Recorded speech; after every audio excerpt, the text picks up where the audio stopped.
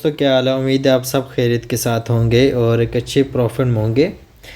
Previous week जो मैंने आपको एनालिसिस किए वो बहुत कमाल का काम कर गए। उसके अलावा आपने मेरे ग्रुप कम्युनिटी में देखा होगा, मैंने इस वीक आपको जो है वो ट्रेड्स शेयर भी की। ठीक है, जो ज़्यादा नहीं तो अराउंड अबाउट 1000 पिप्स प्लस जो है वो आपको दे गई। ये सारी ट्रेड्स थी, ठीक है, जो मैंने शेयर की। ये सारी ट्रेड्स, ये तो मैंने लास्ट टाइम थोड़ा लेट शेयर हुई, रात के 2 बजे ये मैंने शेयर की और इसने तो काफ़ी प्रॉफिट देगी अराउंड अबाउट। आप कह सकते हो 1000 पिप्स सिर्फ ये एक ट्रेड राउंड अबाउट दे गई थी। ठीक है, तो खैर हम आगे एनालिसिस की तरफ बढ़ते हैं और ये मैं ड्राइंग रिमूव कर देता हूँ, ज़रूरत नहीं है, मैं वीकली बस प्रोग्रेस आपके सामने रखी। ठीक है, तो सबसे पहले हम क्या करेंगे, हम वीकली चार्ट को देखेंगे। ठीक है, वीकली ब्याज देखेंगे। वीकली ब्याज टेक्निकली तो बुलिश है अभी तक।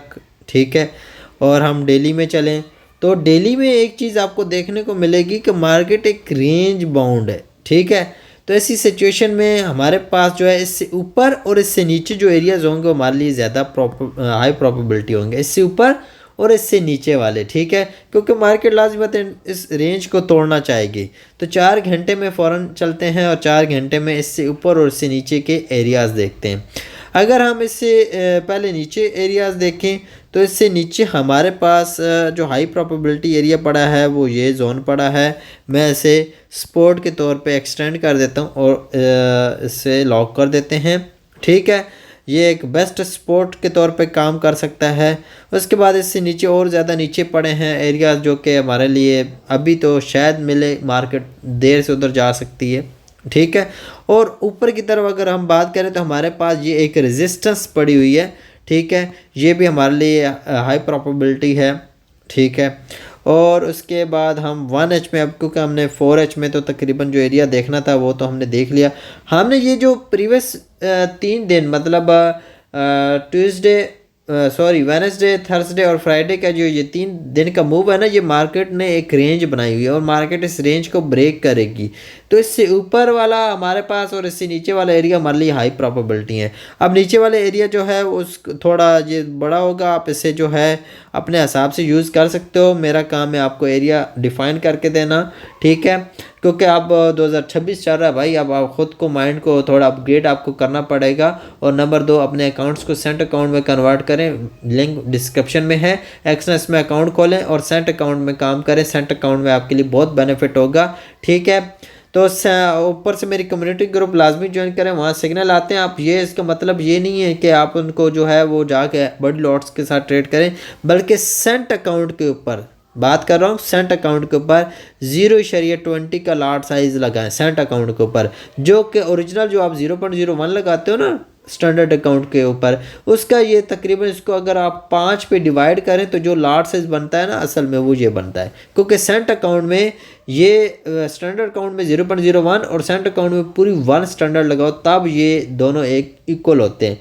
ठीक है, तो आप सोच सकते हो कि मैं इसका भी 5 हिस्से करके एक हिस्सा लगाता हूँ तो फिर भी मुझे अल्हम्दुलिल्लाह अच्छा प्रॉफिट आ जाता है। मैंने हिस्ट्री शेयर भी की थी कि राउंड अबाउट $180 का अकाउंट था और वीकली प्रोग्रेस $140+ मैंने बना लिए थे। और आपने वहाँ पे देखा होगा कोई बड़ा लॉट नहीं, छोटे लॉट के साथ मैंने काम किए हुए। ठीक है, तो खैर आप सेंट अकाउंट के ऊपर यूज़ करके आप ट्रेड कर सकते हो। आपके पास जो है एरिया है 4952 से लेकर 4906 तक। आप इस एरिया में बाइंग अपॉर्चुनिटी देखोगे, बाइंग अपॉर्चुनिटी इंगल्फिंग की बेस पे देख सकते हो, डायरेक्ट बाय कर सकते हो। ठीक है, जब आप डायरेक्ट बाय करते हो तो आप इस चीज़ का माइंड में रखा करो कि ये एरिया विद बॉडी ब्रेक हो जाए, विद बॉडी इसके नीचे बॉडी क्लोज हो जाए कच्ची, तो फिर तो ये फेल हो जाती है। और इसके ऊपर अगर बॉडी क्लोज हो जाए तो फिर ये रेजिस्टेंस फेल हो जाएगी। ठीक है, तो आपने इसका यूज़ ऐसे करना है कि आपको अगर डायरेक्ट बाइंग सेलिंग कर रहे हो तो आपने इसके ऊपर और नीचे प्रॉपर वर्किंग देखनी है कि अगर इसके नीचे क्लोज हो जाती है बॉडी तो ये आपके पास रेजिस्टेंस के तौर पे काम करेगी और मार्केट यहीं से सेल भी चली जाएगी। और इसके ऊपर क्लोज हो जाती है तो ये आपके पास सपोर्ट के लिए तौर पे काम करेगी और मार्केट इसी को रिस्पेक्ट देकर ऊपर चली जाएगी। मतलब एक लेवल आपको 2 बार एंट्री देता है, एक तो आपको उसी डायरेक्शन में और एक उसको ऑपोजिट सिचुएशन में। ठीक है, तो नीचे वाला एरिया मैंने आपको बता दिया। आप बाइंग एरिया देखते हैं। बाइंग एरिया जो है आपके पास वो राउंड अबाउट 5379 आप 80 ले लें। ठीक है, और 5345, ठीक है। ये तकरीबन $35 का जोन है और नीचे जो है राउंड अबाउट $44 का या $46 का ये जोन है, ठीक है। आप इस जोन को लोअर टाइम फ्रेम में रिफाइन कर सकते हो, अदरवाइज डायरेक्ट एंट्री भी ले सकते हो। और यहाँ पे आपके पास ये मूविंग एवरेज भी शो कर रही है कि मार्केट अभी तक बुलिश है और यहाँ पे आपको एंट्री प्रोवाइड हो जाए तो ज़्यादा बेस्ट है। अगर वहाँ से एंट्री मिलती है तो और ज़्यादा बेस्ट है। चाहे सेलिंग करें चाहे बैंक करें, दोनों आप टू द पॉइंट करें, ठीक है। आपको मैंने पिछली बार भी 2 ही सपोर्ट रेजिस्टेंस दी थी, ठीक है। एक 5400 के करीब जाके दी थी, आप देखिए मार्केट 5400 के करीब तक की गई है, ठीक है। यहाँ पे आप जितना भी इसका हाई देख लें, मार्केट ने इससे बड़े हाइज नहीं लगाए, ठीक है। जो मैंने दिए थे वही एरियाज गई है। और रेजिस्टेंस जो थी, सपोर्ट जो थी वो 5100 कुछ थी, ठीक है। तो ये राउंड अबाउट आप कह सकते हो कि थोड़ा सा और नीचे आ गई, लेकिन ऑलमोस्ट मार्केट उसी एरिया में घूम रही है जो मैंने सपोर्ट रेजिस्टेंस पिछले वीक दी थी। और अब जो मैंने फ्रेश दी है, और मुझे उम्मीद है कि नेक्स्ट वीक आपको इन्हीं एरियाज़ के अंदर ही मार्केट देखने को मिलेगी, ठीक है। तो ये थे क्लियर कट अगले वीक के एनालिसिस, और उम्मीद है आपको ये पसंद आए होंगे, ठीक है। किसी किस्म का कोई क्वेश्चन हो कमेंट सेक्शन में पूछ सकते हो, मेरे व्हाट्सएप पे रब्ता करके पूछ सकते हो, ठीक है। और एक बात याद रखें, मैं यहाँ पे सिंपल एक बात नोट कर बताना चाहता हूँ। मैं आपको इंस्टेंट रिप्लाई दे देता हूँ, इसका मतलब ये नहीं होता कि जो इंस्टेंट रिप्लाई देता है इसका मतलब है कि वो अच्छा ट्रेडर नहीं है, ठीक है, क्योंकि उसके पास टाइम बहुत ज़्यादा है। याद रखें, जितना टाइम ट्रेडर के पास होता है, इतना दुनिया में कोई ऐसा इंसान नहीं है, कोई ऐसी फील्ड नहीं है जिसके अंदर वो इतना जो है फ्री हो। सिर्फ ट्रेडर ही ऐसा मतलब फील्ड है ट्रेडिंग की जिसमें सबसे ज़्यादा फ्री टाइम होता है। क्यों? क्योंकि ट्रेड के लिए वेट किया जाता है, ट्रेड के लिए टाइम मैनेज किया जाता है, ठीक है। कि एक फ़िक्स टाइम में ट्रेड मिलती है, टीपी ऐसा लगा के फिर उसे होल्डिंग पे डाल दिया जाता है, ना कि बंदा जो है वो हर टाइम एक ऊपर गई है कैंडल, फिर नीचे गई है, फिर ऊपर गई है, फिर नीचे गई है, और हर कैंडल पे बाइंग सेलिंग। ये गैमलिंग होती है। जो सही तरह की ट्रेडिंग है वो ऐसी है कि उसमें इंसान सारा दिन ही समझो फ्री है, उसके पास टाइम ही नहीं हो, मतलब काम ही नहीं है, बस वो फुल टाइम फ्री है।